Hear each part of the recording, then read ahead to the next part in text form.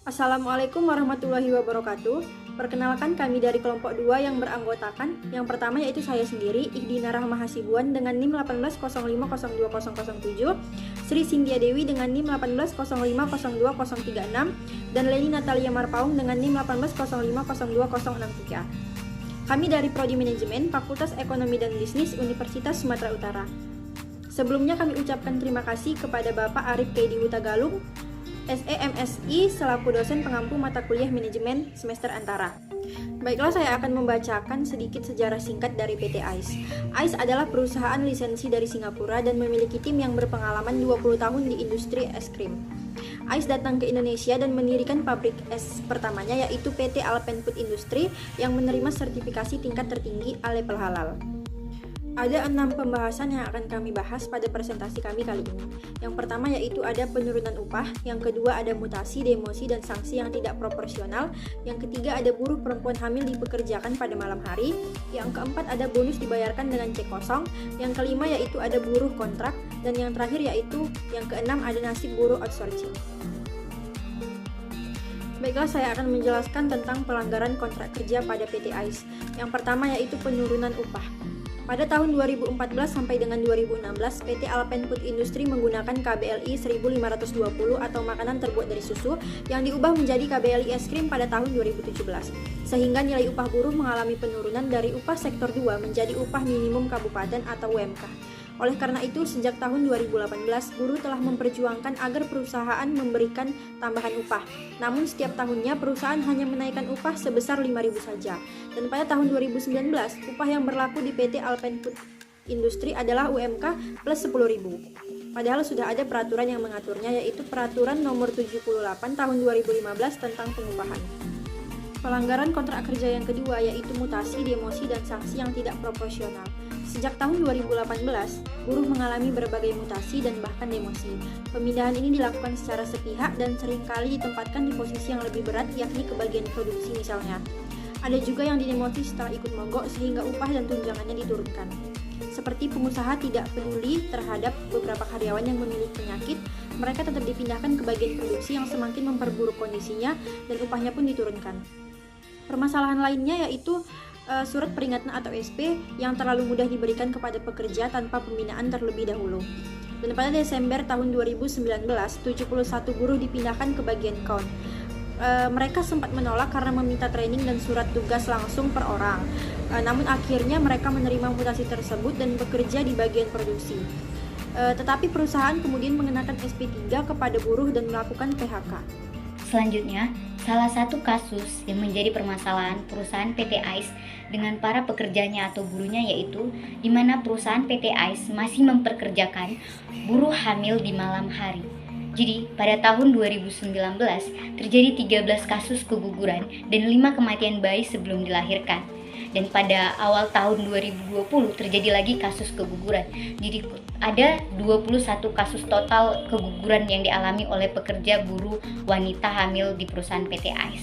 Hal ini tentunya sangat disayangkan oleh masyarakat dan ini merupakan menjadi perbincangan yang sangat di perbincangan masyarakat, bahkan sampai trending di Twitter dengan hashtag boykot es krim AIS dan hashtag jangan beli es krim AIS.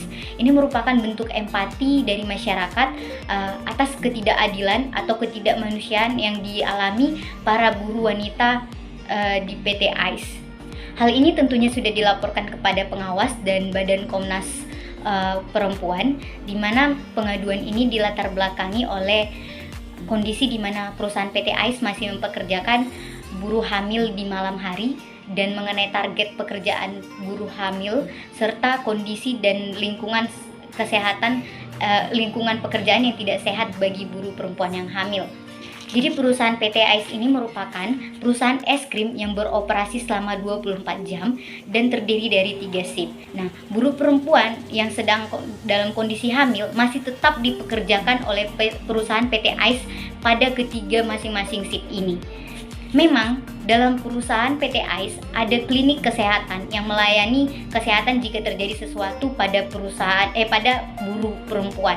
Akan tetapi, klinik kesehatan ini hanya buka dan melayani pada jam atau shift 1 dan shift 2. Sedangkan pada shift 3 tidak ada pelayanan medis yang dilakukan dan klinik juga tidak buka serta tidak ada ambulan di klinik.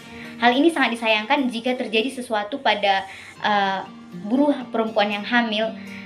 Tidak ada penanganan terlebih dahulu atau penanganan cepat dari perusahaan.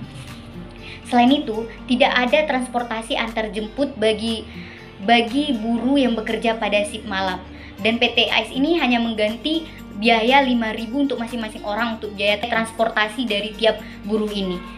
Dan yang sangat disayangkan lagi, tidak ada keringanan yang diberikan perusahaan PT AIS pada buruh perempuan pada buruh yang sedang hamil, di mana para buruh ini masih dikenakan target atau pekerjaan seperti biasa mereka lakukan dalam kondisi normal. Meskipun mereka sudah melaporkan pada atasan mereka, tapi mereka tetap dipekerjakan pada pekerjaan yang tergolong berat, dan hal ini tentunya sangat disayangkan, di mana jika pekerjaan berat ini dilakukan secara terus-menerus oleh buruh perempuan akan mempengaruhi janin dan kondisi ibu hamil tersebut. Sehingga banyak masyarakat atau buruh juga yang menuntut bahwasanya hal ini merupakan suatu kesalahan dan suatu hal yang tidak manusiawi yang dilakukan oleh perusahaan PT AIS terhadap buruhnya. Masalah selanjutnya itu adalah bonus dibayar dengan cek kosong. Jadi, pada pemogokan penghujung 2017, perusahaan melakukan diskriminasi dengan memberikan bonus kepada pekerja yang tidak melakukan mogok sebesar 1 juta per orang. Karena hal itu, para buruh yang berserikat juga menuntut haknya atas bonus 1 juta tersebut selama pada 1 tahun bekerja tahun 2018. Mereka menuntut kepada pihak perusahaan sehingga terjadilah pada 4 Januari 2019 perjanjian di mana akan diberikan bonus 600 juta kepada 600 pegawai. Pada saat 5 Januari 2020 di mana para buruh ingin mencairkan cek tersebut, ternyata cek tersebut tidak terdaftar resinya, dan ketika mereka mencoba mengkonfirmasi ternyata perusahaan pembayar sudah tutup. Bayangkan bagaimana para buruh ini menunggu selama 1 tahun untuk mencairkan cek itu, akan tetapi yang mereka dapatkan tidak ada dari perusahaan.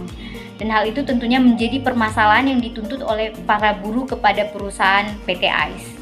Pelanggaran selanjutnya yang dilakukan oleh perusahaan isi sendiri adalah mengenai buruh kontrak, yang mana di sini buruh kontrak di perjanjian dinyatakan bahwasanya mereka akan dipekerjakan selama 6 bulan. Namun setelah 6 bulan berjalan, mereka tidak diberi kontrak baru ataupun mereka tidak diperbolehkan untuk mundur ataupun keluar dari pekerjaan tersebut.